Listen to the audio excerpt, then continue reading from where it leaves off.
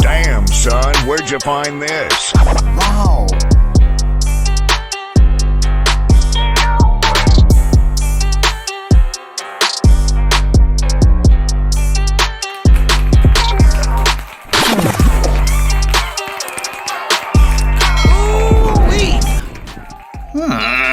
Okay, so number one, sound the alarm because new favorite build alert. We got Lego Transformers Age of Extinction Drift in the building. And number two, unfortunately, we may have to consider the inevitability of getting a little crazy in this video here. Oh dear, only a little. And it begins.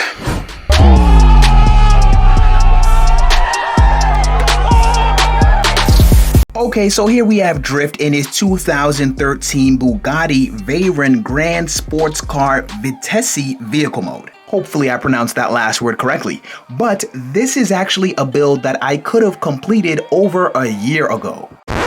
Huh? But I'm glad I waited. Now hold the phone. I only say that because this is not my first attempt at trying to build Drift. My first attempt was about a year ago when I built the black and red Mercedes-Benz AMG GTR version of Drift from Transformers The Last Night. Bruh, I literally could have recolored this black and red version to black and blue, and boom, we would have had an AOE Drift in just a couple of hours. What? But I was like, you know what? I'ma wait. You feel me? Like, I'ma wait, because if I just recolor him now, there's not gonna be much to talk about in this video other than he was black and red and now he's black and blue. But now we done got a whole extra year of experience implemented into this build, you feel me? So not only is this version black and blue, but we also got updates for days. Mostly in that robot mode though, because I'm pretty sure if I had attempted this vehicle mode back then, it pretty much would have came out looking exactly like this. Now, I will say Drift's vehicle mode was pretty tricky to manage only because he transforms into this samurai-based warrior in his robot mode. So he's got these bulky plated shoulder guards on his arms there, and then on his waist area, he's got a hakama, which was really difficult to get tucked all the way into his vehicle mode. Because his waist and legs are already so close to the ground when he's in his vehicle mode, having anything else extra in that area would push the car off of the ground. I actually had to design the hakama so that it could divide up so that one flap could slide onto the side of his left leg and the other flap could slide onto the side of his right leg when he's in his vehicle mode here. Oh. Okay, so that wasn't that crazy, right? But you see, this is why we needed that 1 year of extra experience. Because back then, basic thoughts like these didn't even populate within the mind. They couldn't even conjugate. Dear God, what is this? But anyway, the second most difficult thing to hide in this guy's vehicle mode was his head, because Drift's head is a lot larger than all of the other car transformer heads, and then on top of that, he's got this spiky crown type structure that sits on top of it. So off rip, I already knew that this was going to be a whole lot of trouble trying to get this guy's massive head to fit inside of the passenger area. And I'm not even gonna hold y'all, but I was on the verge of just having that crown section just parts form onto this guy's head after he transforms, because I could not fit it inside that area. No! But then I was like, nah, bro, I'm not really trying to take that L for that. So peep game, I said, I'ma have a separate transformation for the body, and then I'ma give the head its own transformation so that it can get smaller and fit inside the body.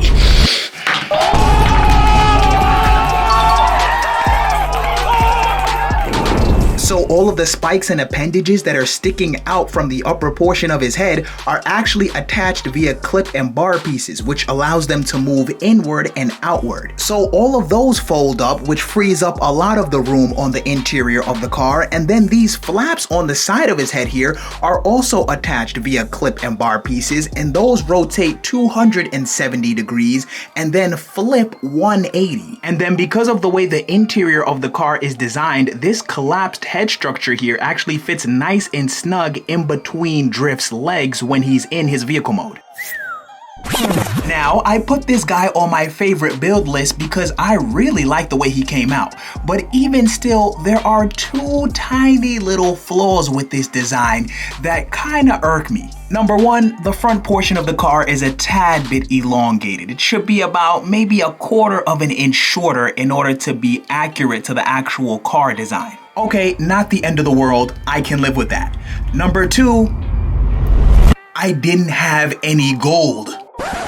What? Oh no! By gold, I mean gold Lego pieces. Drift is supposed to be blue, black, and gold. However, since I didn't have enough pieces in that color, I had to substitute the gold with different shades of brown and nougat. Is what happened to you, boy? You was here doing Lego 8 days a week now, and you still not buy gold? Boy, look, you making joke now. Look here, yar. Gold is a perfect, right? But brown is a still working very good here. Yeah, is not gold, but brown is still working pretty good here, cause it's only little bit brown. So mistake is not too much. Well, there you have it, folks. 2-1. Jeez, Brett, man, look, you guys just like to sit up here and defend this man all day.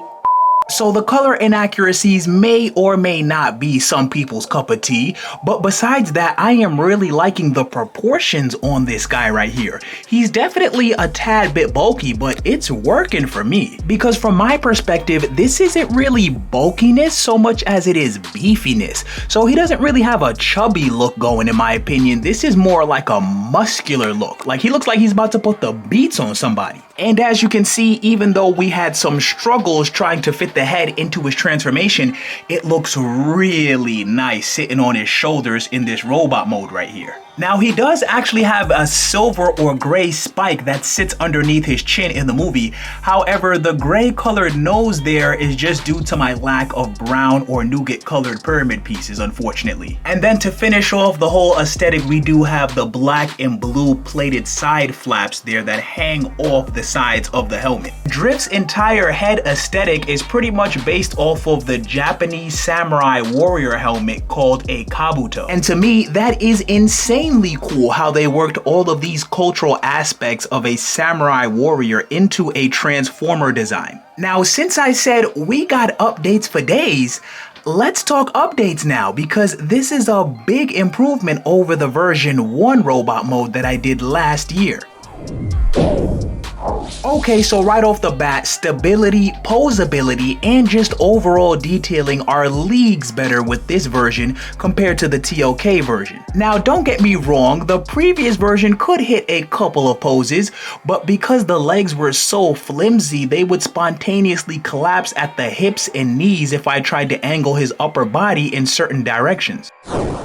Whereas with this version, you can't really see them, but there are several flaps that fold over the ball joints within the hips and knees, which prevent the legs from bending unless I want them to.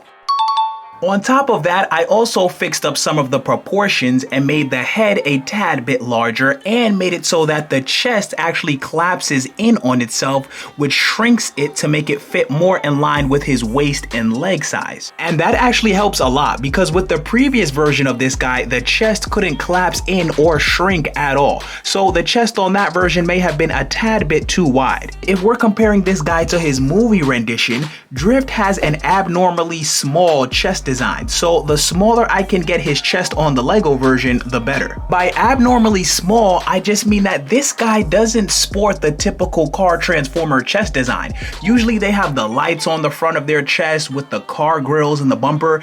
This guy is only supposed to have this circle grill section on his chest, and then all of these extra details on the side here just disappear. So I don't know where the lights go in the figure version of this guy, but them joints is just gone. Like, make that make sense. And make the sense make that. Cause it don't make none.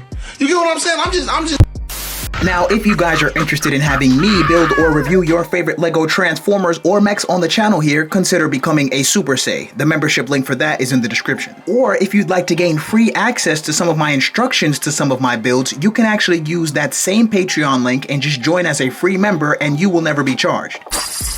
Now, y'all know we can't do an update build without taking a good hard look at the back kibble. So, how the back looking? We'll take it. No, we'll take it because remember, this guy is supposed to transform into a robot where pretty much all of his vehicle mode parts are hidden. So they gotta go somewhere. The good side is they don't restrict mobility, they don't interfere with stability, and they're not really too visible from the front. Even as you can see when he's got the swords hanging off of his back. Can I get a sheesh, please?